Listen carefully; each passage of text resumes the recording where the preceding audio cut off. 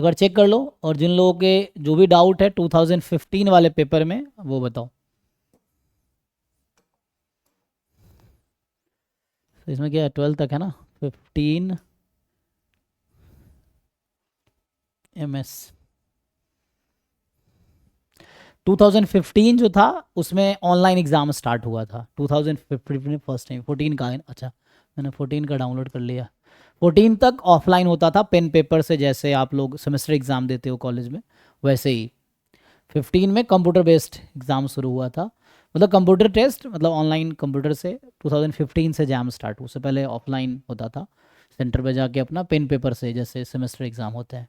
Subjective भी आते थे, आपने देखा होगा 15 से पहले सब्जेक्टिव भी आते थे। ठीक है, तो 2015 में जो भी क्वेश्चंस है आप चैट में लिखो, जिन लोगों ने ट्राई किया है वो।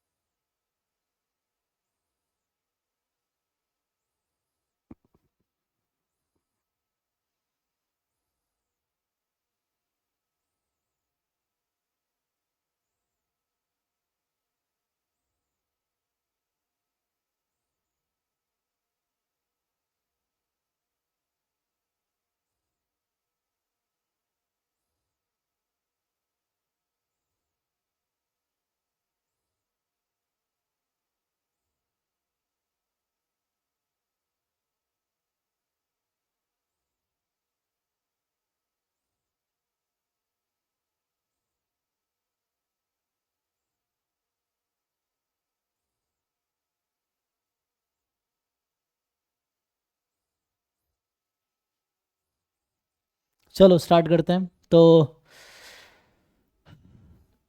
15 में 13 45 23, अच्छा 13।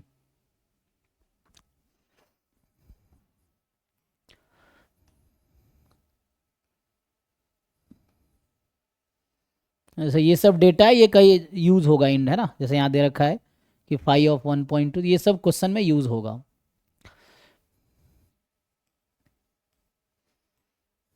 जैसे ये log 2 है, तो log 2 का मतलब log 2 विथ बेस, है ना, ये ई है, तो 0.693। log 2 विथ बेस 10 लोगे तो 3.3010 आएगा।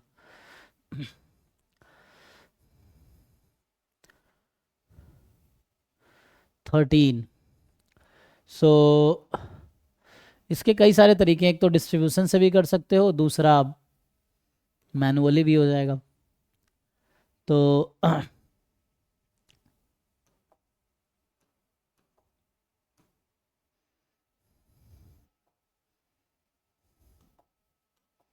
इसने क्या बोला, देर आर 2 बॉक्सेस, है ना।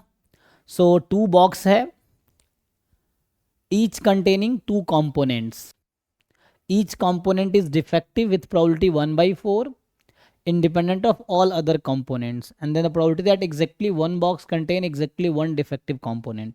तो इसमें दो रैंडम वेरिएबल डिफाइन करो आप, मैं आपको बता देता हूँ। सो एक्स, अभी के लिए आप एक्स मान लो, number of defective component in a box एक है, और दूसरा वाई ले लो, नंबर ऑफ बॉक्स कंटेनिंग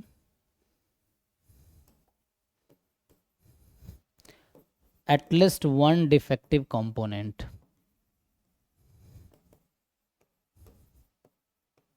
और इसका मतलब आपको समझ आना चाहिए कि इसका मतलब कहीं ना कहीं है x more than equal to one, at least one ना, यही है ना।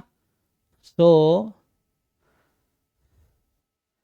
इसका मतलब y का जो डिस्ट्रीब्यूशन है ये होगा binomial n comma p, so number of box containing this, है ना। तो कितने हमारे पास बॉक्स हैं, दो बॉक्स है, ईच में दो कंपोनेंट है, तो n की वैल्यू 2 है, और यहाँ जो p होगा इसमें वो होगा probability x more than equal to one. Binomial n p होता है ना, तो एन यहाँ पे ये है, पी की जगह आएगा probability x more than equal to one. और अगर एक्स का डिस्ट्रीब्यूशन देखोगे, so binomial there are two, और कह रहा है कि each component defective with probability 1/4। तो कितने डिफेक्टिव होने की प्रोबेबिलिटी कितनी है, 1/4, ये रहा। ठीक है, सो कहने का मतलब यहाँ अगर एन पी लिख दूँ मैं, लेट से 2 कॉमा पी लिख दूँ, so this P is nothing but, so this p is where this p is probability capital X more than equal to 1। अब कर पाओगे, देखो ठीक से क्वेश्चन पढ़ो, ठीक से रियलाइज करो। ये क्वेश्चन पूछ रहा तुमसे।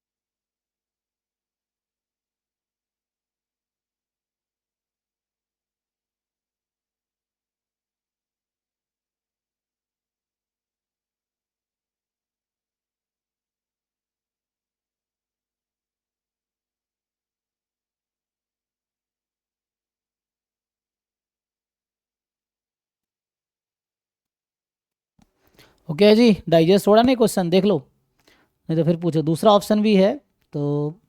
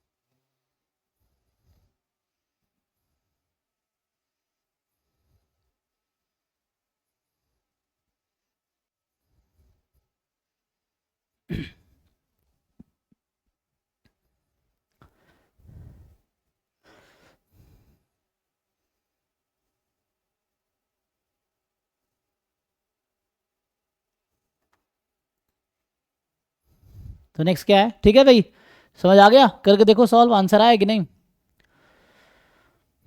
तो पहले ये निकाल लो p की जो वैल्यू है, ये जो स्मॉल p है, तो जो स्मॉल p मैंने लिखा है probability x more than equal to one, तो 1 minus probability x less than one, less than मतलब zero, so 1 minus no defective मतलब ऑल आर गुड, सो 3/4 का स्क्वायर, तो ये हो गया 1 माइनस 9/16, तो 7/16 हो गया, देखो।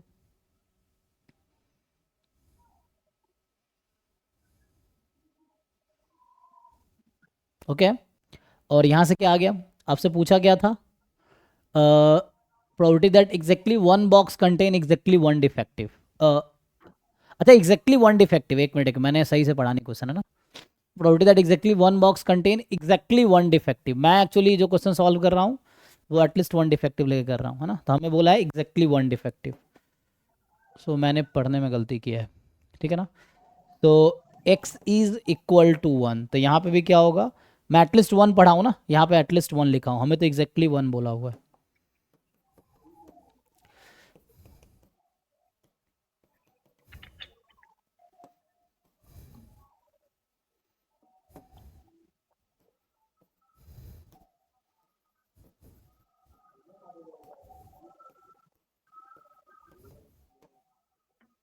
ठीक है, निकाल लो इसको, हो गया। किसका डाउट है ये? हाँ जी भाई, तुम्हें भी कुछ समझ नहीं आ रहा, बस ऐसे लिख दिए क्वेश्चन। कौन है CSIR? क्या है भाई CSR? तुम्हारा ही डाउट है ना ये? देखो बताओ इसमें क्या है डाउट। मान लो मैंने पहले गलत लिख दिया, इतना भी तुम ध्यान नहीं दिया कि मान लो गलत लिखा हुआ है, लेकिन ये सर कुछ भी लिख दो, क्या ही फर्क पड़ेगा।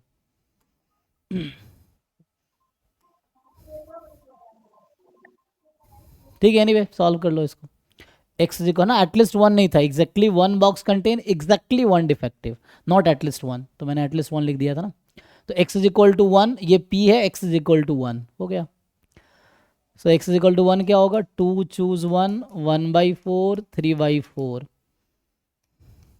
6/16 ना, ये आ गया, तो ये हो गया 6/16। तो यहाँ से y की वैल्यू आ गई, y इज बाइनोमियल 2,6/16। हमसे पूछा है probability y is equal to 1 बताओ, कि exactly 1 box contain exactly 1 defective. So what is the probability that exactly 1 box contain exactly 1 defective, तो ये हो गया। y इज इक्वल टू 1 क्या होगा, 2 चूज 1, 6/16 एंड 10/16।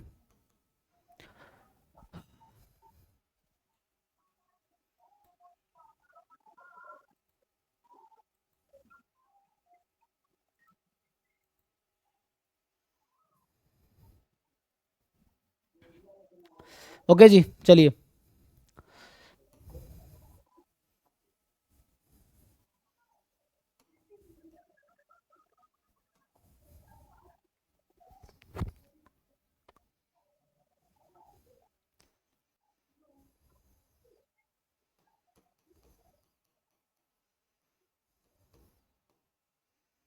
कितना आ रहा है, सॉल्व करके बताओ। किसका डाउट था ये? लोगों का डाउट बताना ही नहीं इन लोगों का, बस ऐसे ही क्वेश्चन लिख दिए मजे लेने के लिए, बस हो गया। भाई सीखना है तो सॉल्व करो, नहीं तो छोड़ दो। एनीवे कर लेना, छोड़ो। नेक्स्ट क्वेश्चन पे आते हैं। तो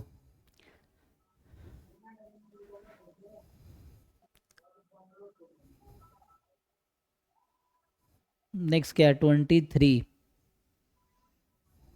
45। सो 23 क्या कह रहा है कि ये तो एग्जाम्पल लेके तुम डिस्कार्ड करना पड़ेगा, प्रूफ थोड़ा मुश्किल होगा। सो सिंगल करेक्ट है ना ये, तो इसमें एग्जाम्पल ले लो, सुटेबल एग्जाम्पल लेके ऑप्शन को डिस्कार्ड कर लो, ठीक है ना। So you consider suitable example. कह रहा है एफ आर से आर में डिफरेंशिएबल फंक्शन इस तरीके से है कि F x into f dash negative है फॉर ऑल एक्स। तो ढूंढो ऐसा फंक्शन कि F x into f dash x negative हो जाए फॉर ऑल एक्स, और खुद डिफरेंशिएबल फंक्शन होने चाहिए, और इसका डोमेन आर होने चाहिए, पूरे आर पे डिफाइंड होने चाहिए, ठीक है ना। सो हाँ जी भाई राहुल, तुम्हारा माइक ऑन है, कुछ कहना चाह रहे हो? कहना चाह रहे हो जोर से बोलो। तो ई की पावर -x, ठीक है। तो यहाँ पे ये दो एग्जाम्पल है जो इसको सेटिस्फाई नहीं, ये पहला वाला सेटिस्फाई नहीं करेगा, राइट? हाँ, पहला वाला सेटिस्फाई नहीं करेगा, ये तब सेटिस्फाई कर सकता है जब मैं ये ले लूँगा तो सेटिस्फाई करेगा, है ना। अब ये सेटिस्फाई करेगा।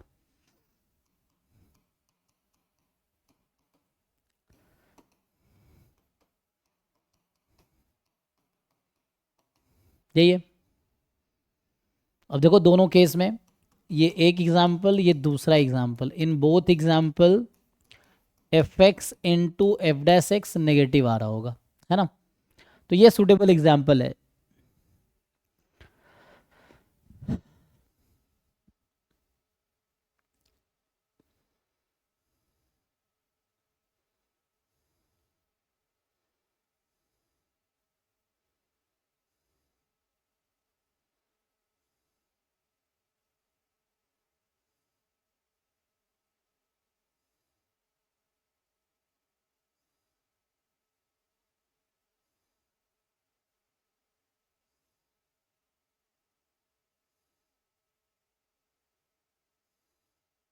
अब देख लो, खुद ही ऑप्शन डिस्कार्ड कर लो इसके अकॉर्डिंग, ठीक है।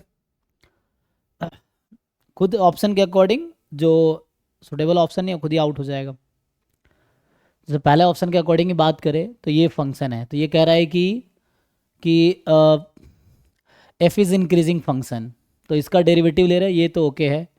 तो दूसरा एफ इज़, तो पहले ऑप्शन की वजह से 2 आउट हो जाएगा। 1 counter example is enough to say false, ठीक है। सो ऑप्शन बी फॉल्स हो जाएगा ड्यू टू फर्स्ट एग्जाम्पल। दूसरे एग्जाम्पल में एफ डैश एक्स क्या है, नेगेटिव है, डिक्रीजिंग है, तो ये इंक्रीजिंग तो नहीं होगा।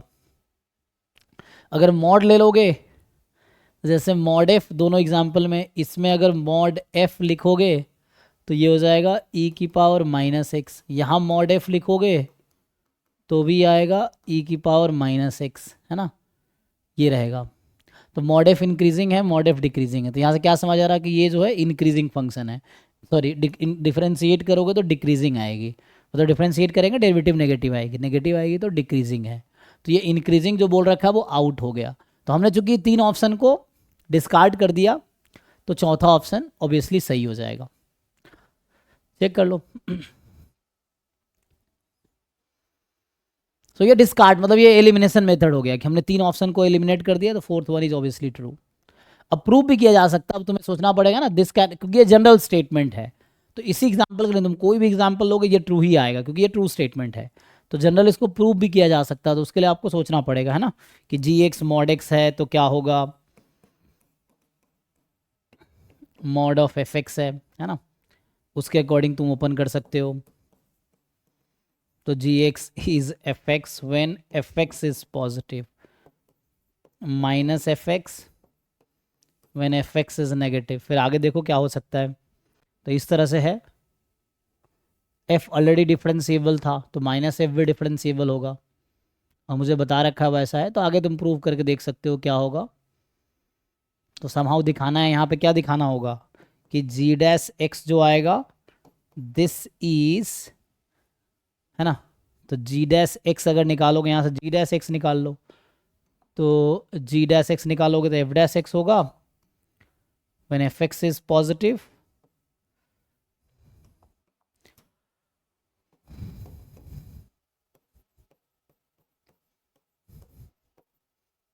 पॉजिटिव और नॉन नेगेटिव लेस देन 0। अब यहाँ पे देखो, ये जैसे एफ डैश एक्स हो गया, ये minus of F dash x हो गया। हमें ऑलरेडी बता रखा है, हमें क्या बताइए, मैं प्रूफ लिख रहा हूँ, ठीक है। तो हमें ऑलरेडी बता रखा है इन्होंने क्वेश्चन में कि F x into f dash x हमेशा नेगेटिव है। तो इसका मतलब है कि F x into f dash x हमेशा नेगेटिव है, और ये तो है ना नेगेटिव है, तो यहाँ तो एफ एक्स पॉजिटिव है, तो एफ डैश एक्स को क्या होना पड़ेगा, हमें क्वेश्चन में बता रखा है कि F x into f dash x negative है, ये हमेशा बता रखा है। तो ये मैं डी ऑप्शन को प्रूफ कर रहा हूँ, दूसरा तरीका प्रूफ मेथड है ना। सो अब हमें ऑलरेडी गिवन है ये चीज़, और हमने अज्यूम किया एफ एक्स पॉजिटिव है, तो जब एफ एक्स पॉजिटिव होगा तो एफ डैश एक्स को नेगेटिव होना होगा, so that their product is negative, तो इसका मतलब ये नेगेटिव हो गया। अब एफ एक्स अगर नेगेटिव है, एफ एक्स अगर नेगेटिव हुआ तो एफ डैश एक्स को क्या होना पड़ेगा, positive, so that product negative हो, तो एफ डैश एक्स को पॉजिटिव होना पड़ेगा, और एफ डैश एक्स अगर पॉजिटिव है तो minus f dash x negative है। तो यहाँ से ये जस्टिफाई हो गया कि g dash x is going to be negative या लेस देन इक्वल टू 0, है ना, हालांकि वो डिफरेंशिएबल फंक्शन था। So for all x belongs to R, so ये प्रूफ है डी ऑप्शन का। सो ये हमने डी ऑप्शन को मैथमेटिकली प्रूफ किया। सो ये भी एक तरीका है, तो ये प्रूफ हो गया कि डी ऑप्शन को प्रूफ कर दिया हमने यहाँ से। वैसे ही सी ऑप्शन डिस्कार्ड हो जाएगा इस तरीके से, फिर खुद ही बाकी भी ऐसे ही हो जाएगा, ठीक है। तो इस तरह से कर सकते हो, एग्जाम्पल से भी कर सकते हो, प्रूफ भी लिख सकते हो, ऐसा।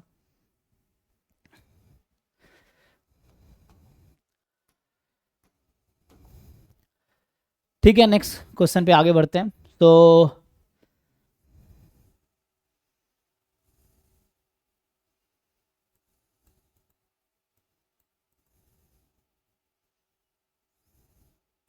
क्या अगला 40 29 30 35,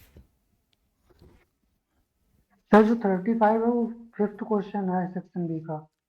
क्या है क्या है, सेक्शन बी का फिफ्थ क्वेश्चन, 5 नंबर का क्वेश्चन है वो 35। अच्छा हाँ मैं समझ गया, कोई दिक्कत नहीं है। तो है ना, क्योंकि यहाँ इन्होंने नंबरिंग अलग अलग सेक्शन में अलग अलग किया था इस पेपर में, बाकी नहीं किया था, ठीक है कोई दिक्कत नहीं। सो 29 फिर 30, ठीक है। तो 29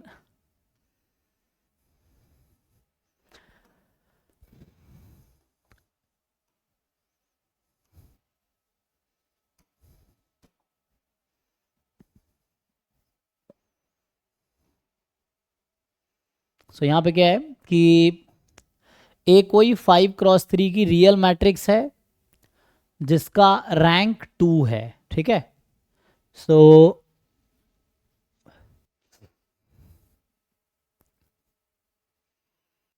A be a 5x3 matrix, ठीक है ना। So rank of A is 2, so what is nullity of A. So rank plus nullity is equal to number of columns. तो इस मैट्रिक्स में कितने कॉलम हैं, टोटल 3 कॉलम हैं, तो नलिटी इसकी 1 होगी, ठीक है। सो मैट्रिक्स है इसमें rank plus nullity is equal to number of columns. So ये फिक्स है, नंबर ऑफ कॉलम्स ही होगा। तो रैंक 2 है, नलिटी 1 हो जाएगी। अब बी R5 में है, non zero vector. So b belongs to R5, b a non zero vector that is in the column space of A. अब बोल रहा है कि बी जो है ना नॉन जीरो वैक्टर है in the column space of A. इसका ये मतलब है कि जब भी, है ना, सिंपल थ्योरम है। सो लाइक ये जो हमारे पास है, तो ये सिंपल एक है ना रिजल्ट है, if b is in column space of ए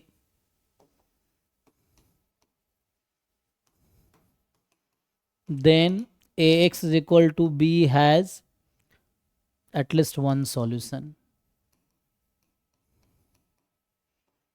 ठीक है ना। सॉल्यूशन होने की गारंटी है कि अगर b कॉलम स्पेस में है a का, इसका क्या मतलब है कि b जो है can be written as a linear combination of column vectors of matrix a। तो इससे क्या फ़ायदा होगा कि रैंक ए का और ए ऑगमेंटेड बी का हमेशा इक्वल होगा, क्योंकि बी ऑलरेडी ए के कॉलम का ही लीनियर कॉम्बिनेशन है, तो उसका रैंक में कोई कंट्रीब्यूशन होगा नहीं, क्योंकि वो लीनियर कॉम्बिनेशन ही है ना। रैंक क्या होता है, number of linearly independent columns, और बी जो कॉलम बनेगा ऑगमेंटेड मैट्रिक्स में वो ए के कॉलम्स का लीनियर कॉम्बिनेशन ही है। तो डिपेंडेंट है actually, somehow b is the dependent on the columns of A. And इसका ये मतलब हुआ कि बी से कोई रैंक को फर्क नहीं पड़ेगा, ए का रैंक ए ऑगमेंटेड बी का रैंक हमेशा इक्वल होगा, है ना। यहाँ पे कहने का मतलब ये हो गया कि दैट इज कि rank of A and rank of A augmented b हमेशा इक्वल होगा, जो भी होगा इक्वल होगा, है ना, ये है। नाउ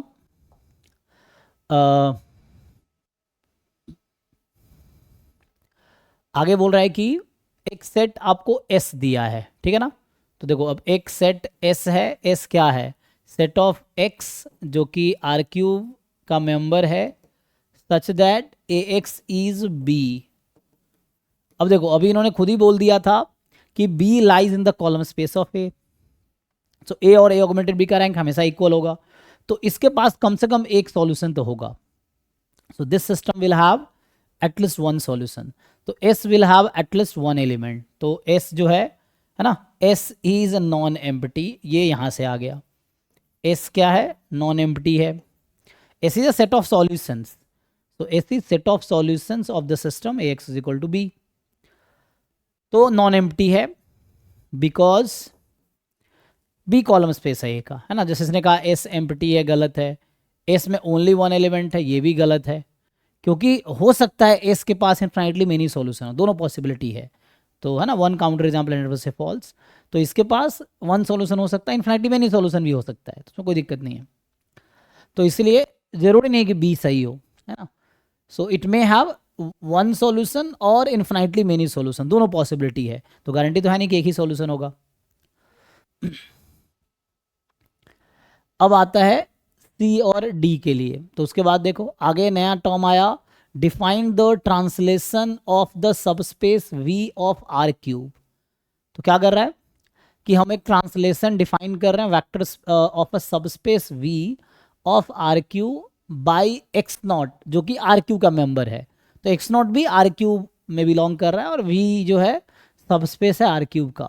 और ट्रांसलेशन को डिफाइन कैसे किया है कि जैसे एक्स नॉट कोई वैक्टर है आर क्यूब में, ठीक है ना, x not is a vector in R cube plus v vector space है, तो ये होगा सेट ऑफ एक्स नॉट कोई फिक्स वैक्टर होगा plus v where v is in,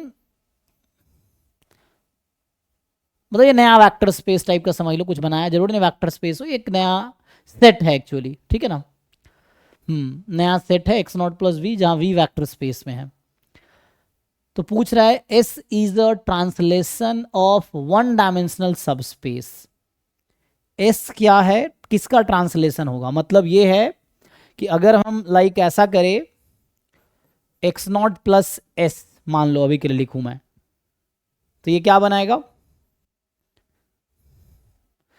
S है ना, एस क्या है, सॉल्यूशन स्पेस है इस सिस्टम का। तो मतलब यह क्या, सेट ऑफ सॉल्यूशंस है, not solution space, it is set of solutions, S is the set of solution of A x is equal to b. तो हम क्या कर रहे हैं, S is the translation of one dimensional sub space, S is the translation of two dimensional sub space. Okay, तो इसका क्या मतलब होगा फिर से कि x not plus x such that क्या लिखेंगे आप, x बिलोंग्स टू s, ये वाला सेट होगा x बिलोंग्स टू s, यही है अभी तो।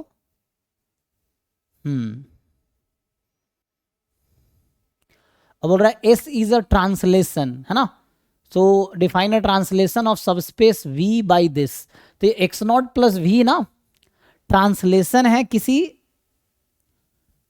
मतलब क्या बोल रहे हो, translation of subspace v of R cube by this, तो v का ट्रांसलेशन हुआ बाई एक्स नॉट, ये है।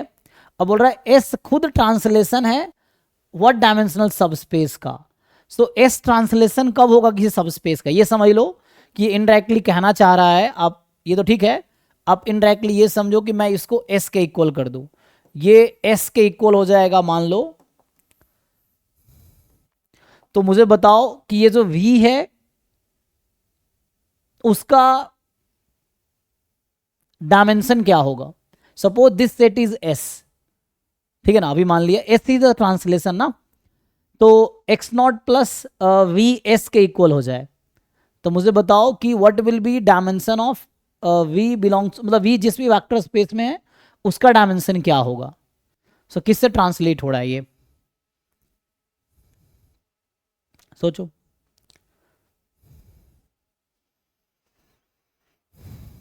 एस इज अ ट्रांसलेशन बोल रहा है ना,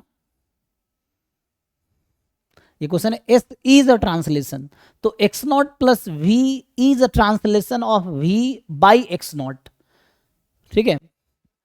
तो इसका ये मतलब हुआ कि जो एक्स नॉट प्लस वी है that will equal to be, और यहां जो एक्स नॉट प्लस वी होता है जब भी आप ऐसा करते हैं, सो translation of what dimensional sub space. तो यहां पे ये समझना है कि हम इनिशियली एक्स नॉट को सेट एस में ही लेंगे, तो मुझे बताना है कि जो v है उसका डायमेंशन क्या होगा। देखो ये एक्चुअली मान लो एक्स नॉट एस में है and v belongs to capital V, ठीक है, और s आपका है एक्स नॉट प्लस वी, तो आपको बताना है कि what is dimension of v, question is what is dimension of v, ये आपका क्वेश्चन है। देखो 2, ठीक है जी, चेक करो।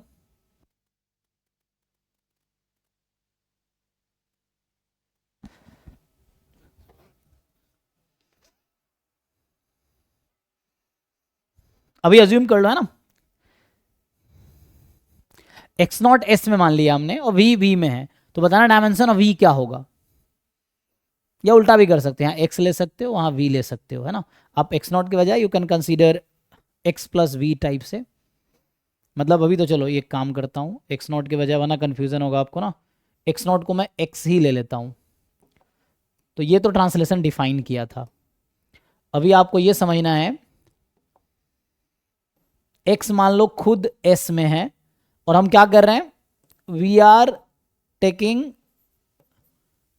ट्रांसलेशन ऑफ एस, तो क्या बनेगा, that will be v plus x where x belongs to s, यही होगा वैसा। अच्छा नहीं, मुझे तो एक्चुअली x प्लस वी को ही s करना है, पहले ठीक था, क्योंकि ट्रांसलेशन s का नहीं ले रहे हैं, s खुद ट्रांसलेशन है किसी सब स्पेस का, है ना, इट्स नॉट s का translation, s is a translation of some sub space.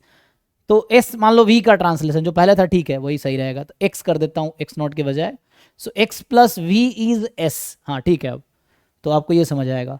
सो हमने x plus V is s कर दिया, तो क्वेश्चन है, और x खुद s में है अभी, सो what is the dimension of v, आपको ये बताना है कि what is dimension of v।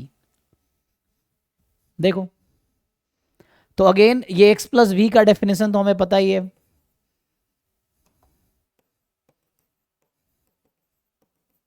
ना, ऐसा रहेगा जहां v बिलोंग्स टू v। अब ये क्वेश्चन बोल रहा है कि ये s के इक्वल हो जाए, x प्लस वी एस हो जाए, तो खुद सोचो x प्लस वी एस कब होगा, जब ऐसा होगा, तो यहां पे ये होगा x प्लस वी, इसको ओपन करो, ए एक्स प्लस ए भी is equal to b, A x किसके इक्वल है, b के इक्वल है, क्योंकि हम x तो s में ही ले रहे हैं ना, तो मतलब बस यहाँ पे डेफिनेशन में और इसमें थोड़ा सा चेंज है, यहाँ पे एक्स नॉट से ट्रांसलेशन हुआ है v का, यहाँ पे v का x से यहाँ पे जो s है ना, x प्लस वी को हम s ले रहे हैं, मतलब we are taking translation of v by x, और वो खुद s हो जाए, हमें ये बोल रहा है, तो v का क्या होगा, डायमेंशन, ये पूछ रहा है ना यहाँ पे, तो क्या आ जाएगा, A x plus A we is equal to b, तो यहाँ से क्या आ जाएगा, A we is equal to 0, and now so v एक ऐसा वेक्टर स्पेस है जहां पे ए वी 0 है, इसका क्या मतलब हुआ, ये इसका मतलब जो v मैंने लिया था, set of v such that A V has to be 0, ये मतलब है, so capital V is a set of v such that A we is 0, और यहां से मुझे बताओ कि what is dimension of v, तो A V A x is equal to 0 का क्या मतलब है, A x is equal to 0 का मतलब है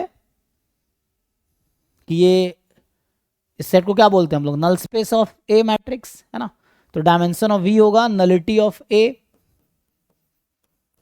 nullity of A, so this is a null space, v is the null space of matrix A, तो इसका डायमेंशन को नलिटी बोलते हैं, और नलिटी मुझे एक ऑलरेडी पता है 1 है, तो इसका मतलब है कि S is the translation of one dimensional sub space, ठीक है, सो S is a translation of one dimensional sub space, तो मतलब x प्लस वी एस में आ जाएगा, या x प्लस वी जो है वो s का ही एलिमेंट होगा, तो उसके लिए v को वन डायमेंशनल सब स्पेस होना पड़ेगा।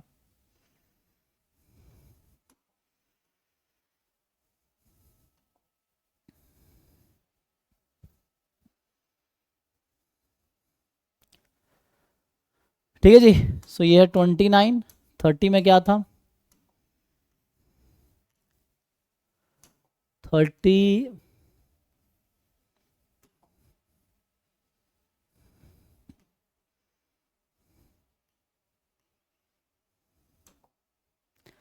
एफ आर से आर में एक डिफरेंशिएबल फंक्शन है जिसका डेरिवेटिव कॉन्टिन्यूअस है, ओके, तो एक काम करो ना, सिंपली कोई ऐसा फंक्शन ले लो, है ना, कि जो डिफरेंशिएबल हो आर से आर में, डेरिवेटिव भी कॉन्टिन्यूअस हो। अभी के लिए एफ एक्स बराबर मैंने एक्स ले लिया मान लो, चलो एग्जाम्पल के लिए, है ना, क्योंकि मैं फिर से कह रहा हूँ, देखो ये जनरल क्वेश्चन है, किसी भी एफ एक्स के लिए वर्क करेगा, तो मैं डिस्कार्ड ऑप्शन यूज करूंगा, इंस्टेड ऑफ प्रूविंग हम ऑप्शन को डिस्कार्ड करेंगे, क्योंकि प्रूव करना टाइम टेकिंग प्रोसेस हो सकता है आप ना भी कर पाओ, या कहीं प्रूफ में कोई एक स्टेप इग्नोर कर दिया, कोई एक कंडीशन इग्नोर कर दिया, तो गलत प्रूफ हो जाएगा जो तुम्हें लगेगा सही है, तो डिस्कार्ड कर लो, एग्जाम्पल से इजी रहता है। सो एफ एक्स को एक्स रख दो, देखो क्या आता है, एफ एक्स को यहाँ पे एक्स रख दो, देखो इंटीग्रेट करके आएगा क्या, so limit n tends to infinity f x को एक्स की power n plus 1 integration, so x की power n plus 2 upon n plus 2, so n plus 1 upon n plus 2 जो कि 1 आ जाएगी, तो ये कह रहा है 0 आएगा, गलत, ये कह रहा है इन्फिनाइट आएगा, ये भी गलत। अब इसके अकॉर्डिंग रखोगे, सो 0 to 1 x dx, तो इसके अकॉर्डिंग 1/2 आएगा, ये भी गलत, तो इसका मतलब ये सही होगा। और ये सही इसलिए नहीं है कि F1 इज 1 आ रहा है, ये सही इसलिए है क्योंकि बाकी 3 गलत है। So example can not ensure the correct option, ठीक है ना। तो एक एग्जाम्पल ने बाकी 3 ऑप्शन को डिस्कार्ड कर दिया, इसलिए चौथा सही है यहाँ पे, है ना। तो एग्जाम्पल डिडंट प्रूव कि फोर्थ सही है, एग्जाम्पल ने 3 ऑप्शन को डिस्कार्ड कर दिया। तो एक एग्जाम्पल इनफ है गलत कहने के लिए ऑप्शंस को। तो ए बी सी आउट हो गया करेक्ट होने से, तो ऑब्वियसली डी को करेक्ट होना पड़ेगा। अब now you take any example, d true ही आएगा हमेशा, क्योंकि ये फिर से प्रूव कर सकते हो, you can again try to prove. ये है मैं बाई पार्ट लगा के फिर देखो ट्राई करके कर सकते हो, बाई पार्ट लगा के आ जाएगा, है ना। दूसरा ऑप्शन है कि बाई पार्ट लगा के इसको इंटीग्रेट करो फिर सिंप्लीफाई करो, एट द एंड F1 ही आएगा। तो बाई पार्ट लगा के तुम ट्राई कर सकते हो प्रूव करने का, ये है। लेकिन एग्जाम में थोड़े स्मार्ट बनो, कम टाइम में सॉल्व कर लो, क्योंकि बहुत सारे क्वेश्चन होंगे सॉल्व करने के लिए। सो 30 के बाद 35 था, मतलब 5वां नंबर। सो ये है ना मल्टीवेरिएट का क्वेश्चन है। ये जो होता है ना, जैसे बाईवेरिएट नॉर्मल है, आप लोगों ने बाईवेरिएट नॉर्मल पढ़ा हुआ है, ठीक है, मैं उसे बता देता हूँ। तो जैसे है ना वेरिएंस कोवेरिएंस मैट्रिक्स का मतलब होता है, जैसे ऐसा लिखते हैं ना, मान लो ऐसा है कि लेट x जो कि x1 x2 है बी अ रैंडम वेक्टर। तो जैसे एक म्यू आता है जिसको लिखेंगे म्यू1 म्यू2। सो म्यू1 का मतलब है e of x1 e of x2। तो this is called mean vector, इसको बोलते हैं मीन वेक्टर। एक सिग्मा मैट्रिक्स आता है, जिन लोगों ने मल्टीवेरिएट एनालिसिस पर रखा है या, तो इसमें एक मैट्रिक्स होता है 2x2 का, यहाँ आता है covariance between x1 x2 sorry x1 x1, फिर आएगा covariance between x1 x2, covariance between x2 x1 and covariance between x2 x2, जिसको ऐसा भी लिख सकते हैं सिग्मा 1 1 सिग्मा 1 2 सिग्मा 2 1 सिग्मा 2 2। तो ये तो सिग्मा 1 1 सिग्मा स्क्वायर ही है। तो ये आ जाएगा सिग्मा 1 स्क्वायर, ये है सिग्मा 2 स्क्वायर, ये सिग्मा 1 2 सिग्मा 2 1, ठीक है ना। और हालांकि ये सेम ही रहता है। तो ये इसको बोलते हैं वेरिएंस कोवेरिएंस मैट्रिक्स, ये जो सिग्मा है ना। So this sigma is called variance covariance matrix. अब आप लोग तो ऑलरेडी जानते होंगे कि कोवेरिएंस x1 x2 और x2 x1 हमेशा सेम होगा। तो x1 x2 और x2 x1 का कोवेरिएंस हमेशा सेम होगा। तो यहाँ सिंपली आप ये देख सकते हो कि जो सिग्मा का ट्रांसपोज है वो हमेशा सिग्मा के इक्वल आएगा, पहली कंडीशन। दूसरी कंडीशन, चूंकि आप कोरिलेशन वाला अगर रिजल्ट यूज करोगे, कोरिलेशन के रिजल्ट से देखो, डिटर्मिनेंट निकालो जरा इसका, what is determinant of sigma. Sigma का डिटर्मिनेंट लोगे तो आएगा sigma 1 square sigma 2 square minus sigma 2 1 sigma 1 2। अब इसको दिखाओ, ये क्या होगा, ये हमेशा मोर देन इक्वल टू 0 होगा। कैसे? कोरिलेशन के फॉर्मूले से आ जाएगा। देखो ट्राई करते हैं ना। सो क्या आएगा, या मतलब ये पॉजिटिव डेफिनेट मैट्रिक्स होता है, मैं थ्योरम है इसको प्रूव करने की कोशिश कर रहा हूँ कि ये पॉजिटिव डेफिनेट मैट्रिक्स होता है। सो this is a positive definite matrix. At least ना 0 हटा भी सकते हो क्योंकि वेरिएंस 0 आएगा नहीं, तो you may ignore this, this will be strictly positive, है ना।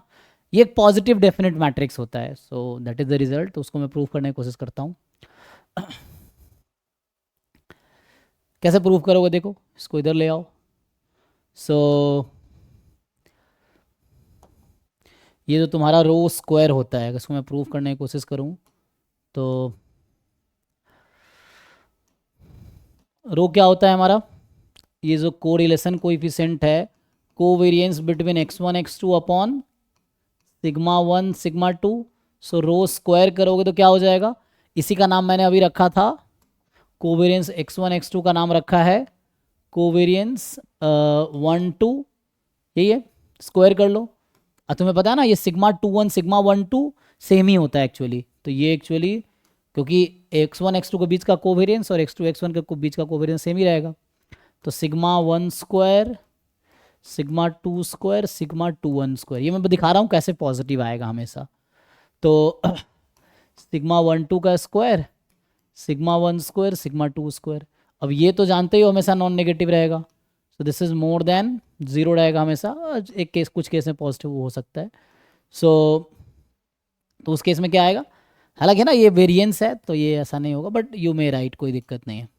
तो यहाँ से क्या आ जाएगा, 1 मिनट, तो हमें क्या दिखाना पड़ेगा 1 - रो स्क्वायर, तो बेटर है उससे ना, ओके तो बेटर है 1 - रो स्क्वायर के थ्रू जाता हूँ मैं। तो 1 - रो स्क्वायर क्या होगा, अच्छा रो की वैल्यू आप लोग जानते होगे, आप लोग जानते हैं ना रो की वैल्यू क्या होती है, -1 और 1 के बीच होती है, सब जानते हैं आप लोग कोरिलेशन कोएफिशिएंट। सो रो स्क्वायर 0 1 के बीच होगी, सो 1 - रो स्क्वायर भी 0 1 के बीच होगी। इसको यूज़ करो जरा, 1 - रो स्क्वायर यूज़ करो तो भी आज इससे आ जाएगा। सो मतलब डायरेक्टली आई थिंक प्रूफ करके देखो, नहीं तो इससे नहीं आया कोई और तरीके से आएगा, तो प्रूफ करने के में है ना। तो अगर इसको हम यूज़ करें 1 - rho square more than equal to 0, तो क्या आ जाएगा, अगर मैं 1 - रो स्क्वायर लिखता हूँ 1 - rho square more than equal to 0, देखो आएगा। तो यहाँ से sigma 1 2 square upon sigma 1 square sigma 2 square, ठीक है ना, मोर देन इक्वल टू 0, तो यहाँ से आ जाएगा आई थिंक, ठीक है। इसको इधर भेज दो, तो sigma 1 2 square sigma 1 square sigma 2 square less than equal to 1, cross multiply कर लो तो ये आ गया, क्रॉस मल्टीप्लाई करोगे sigma this square less than equal to sigma 1 square sigma 2 square, तो यहाँ से आ गया हमारे पास sigma 1 square sigma 2 square minus sigma 1 2 square more than equal to 0, जो कि हमने लिखा था, ठीक है। तो ये इससे प्रूफ हो गया। सो तो बस तुम्हें ये दो प्रॉपर्टी देखनी है जिसको मैंने प्रूफ भी कर दिया यहाँ पे। So you have to see that कि एक तो जो मैट्रिक्स है sigma not for the 2 × 2 only, किसी भी 3 × 3 4 × 4 में भी, लेकिन एग्जाम में आपका बाई वेरिएट तक ही सिलेबस में है, मल्टी वेरिएट में 3 4 वेरिएबल का मतलब मल्टीवेरिएट एनालिसिस एक अलग सब्जेक्ट है। तो फिर भी अगर ऐसा आता है तो एक तो सिमेट्रिक होने चाहिए और दूसरा डिटर्मिनेंट पॉजिटिव होने चाहिए, ठीक है ना। सो डिटर्मिनेंट पॉजिटिव और सिमेट्रिक होने चाहिए। देखो तो ऑप्शंस में क्या क्या है, विच वन आर सिमेट्रिक और किसका डिटर्मिनेंट पॉजिटिव है, ठीक है। तो बस ये देख लो कि ये सिग्मा मैट्रिक्स है, सिग्मा ट्रांसपोज सिग्मा होने चाहिए, एंड दूसरा डिटर्मिनेंट ऑफ सिग्मा पॉजिटिव या नॉन नेगेटिव होने चाहिए, ठीक है। बताओ,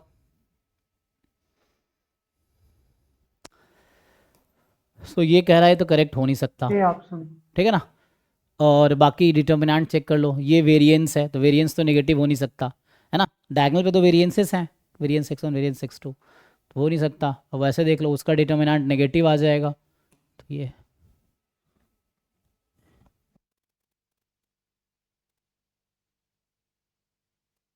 ठीक है। चलिए आगे, तो ठीक है, तो ये कॉन्सेप्ट है इसका।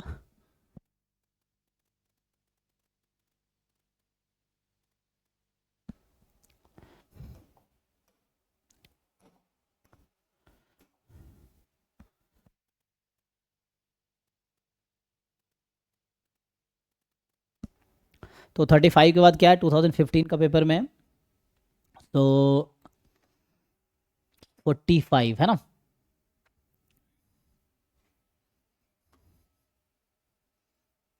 तो 45 मतलब ये है ना, ये वाला,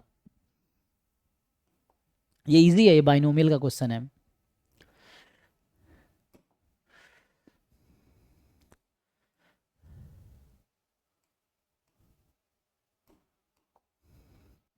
क्या बोला बाइनोमियल का है, देखते हैं क्या है। तो कह रहा है कि a system comprising of n identical component work at least one of the component works, है ना। सिस्टम कब काम करेंगे, जब कम से कम एक कंपोनेंट काम करेगी, ठीक है। तो इस तरह के ना सीरीज पैरेलल सिस्टम तुमने पढ़ा होगा, तो ये पैरेलल सिस्टम है, कम है ना, system will work if and only if at least one of the component work, तो पैरेलल सिस्टम है ना ये। इस तरह से, इस तरह से है, ठीक है।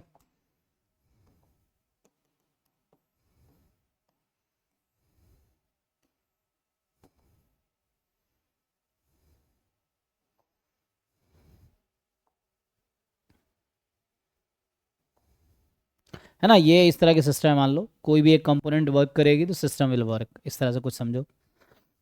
First component, second component, nth component, हालांकि इसकी ज़रूरत नहीं है, वो जैसे ही हो जाएगा। तो क्या बोला इसने कि each of the component works with probability 0.8। तो कोई एक कंपोनेंट वर्क कर रही है, इसकी प्रोबेबिलिटी 0.8 है, और वर्क नहीं कर रही, इसकी प्रोबेबिलिटी 0.2 होगी, है ना, independent of all other components. The minimum value of n for which system works with probability at least this. So तो मान लो कंपोनेंट जैसे x1, x2, xn ऐसा मान लो। तो each xi has a distribution Bernoulli 0.8। देखो ईच xi का जो distribution होगा वो बर्नौली 0.8 है। मतलब बर्नौली में क्या है, 0 1 सपोर्ट होता है। 0 मतलब डज नॉट वर्क, 1 मतलब वर्क्स। तो इट वर्क विथ प्रोबेबिलिटी 0.8।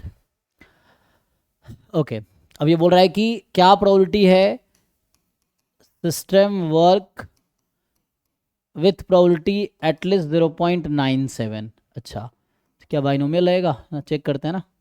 सो तो सिस्टम वर्क का मतलब क्या है, बाइनोमियल नहीं भी लगाओ कोई दिक्कत नहीं हमें, हम तो सीधे उससे सिस्टम वर्क मतलब at least one of component work. तो मैं बाइनोमियल नहीं लगा रहा हूँ, ठीक है ना, जरूरी नहीं बाइनोमियल रहेगा यहाँ पे, ऐसा जरूरी नहीं है ना। शुरू में मुझे लग रहा था ऐसा होगा, बट यहाँ जरूरी, उसको छोड़ो, उसकी जरूरत भी नहीं है। सिस्टम वर्क मतलब at least one of the component work, यही इसने लिखा था कि system work means at least one of the component work and this probability 0.97।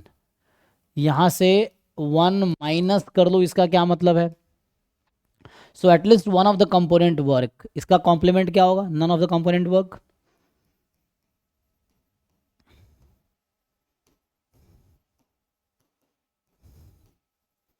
यही है।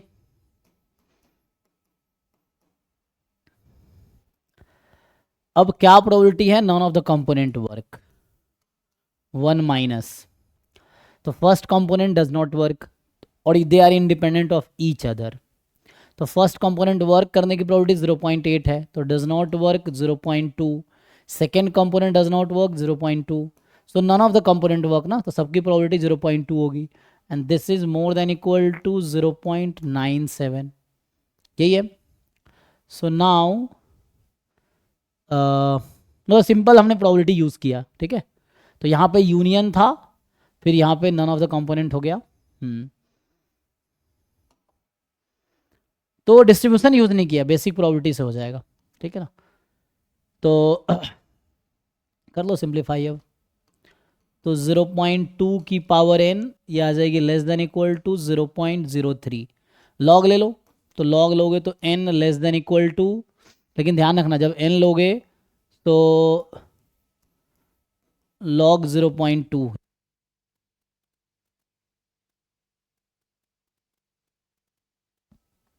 सो लॉग इज इंक्रीजिंग फंक्शन, तो लॉग लगाओगे कोई दिक्कत नहीं है, लेकिन दिक्कत तब है जब तुम इसको राइट में भेजोगे, तो यहाँ इनइक्वलिटी चेंज होगी।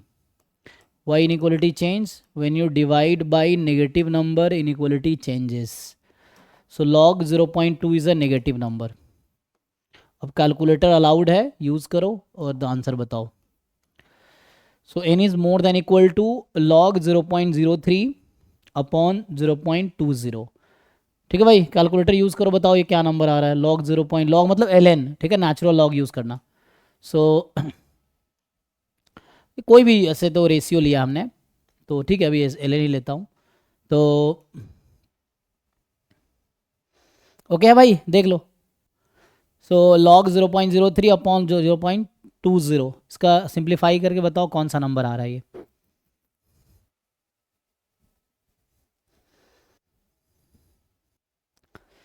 आई थिंक इतना ही क्वेश्चन था ना इस पेपर में।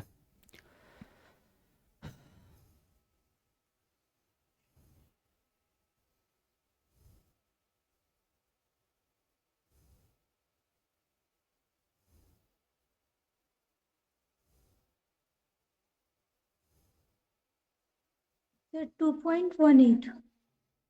ओके, 2 पॉइंट समथिंग, तो इसका मतलब n की मिनिमम वैल्यू 3 होगी। Yes, sir. ओके ठीक है, अगर ऐसा है तो इसका मतलब n इज एटलीस्ट 3, ये ओके। चेक करना आंसर की से क्या है। तो ये अभी हमने 2000 पहले 16 का डिस्कस किया, फिर 2015 का, तो इसको सॉल्व करके देखो, है ना। तो नेक्स्ट क्लास में, अभी अगली क्लास में 2014 एंड 2013 का पेपर सॉल्व करके आओ। कल भी क्लास का टाइम यही रहेगा, 9 to 11 PM, ठीक है, ये होगा। उसके बाद डाउट क्लास होगी अभी भी 11 बजे से। तो ये कल ये डिस्कशन होगा, तो आप लोग सॉल्व करके आओ। ऑलरेडी पिछले साल के रिकॉर्डेड लेक्चर है, उसका हेल्प ले सकते हो। सॉल्यूशन बुक है ऑलरेडी, उसका भी हेल्प ले सकते हो। स्टिल यू आर, है ना, फेसिंग प्रॉब्लम टू अंडरस्टैंड, तो आप पूछो, ये है। सो कंप्लीट करो जल्दी, और उसके बाद आगे मॉक टेस्ट डिस्कशन स्टार्ट होगा फिर। ठीक है, थैंक यू। आज ये स्टॉप करते हैं, फिर 11 बजे से डाउट क्लास स्टार्ट करेंगे।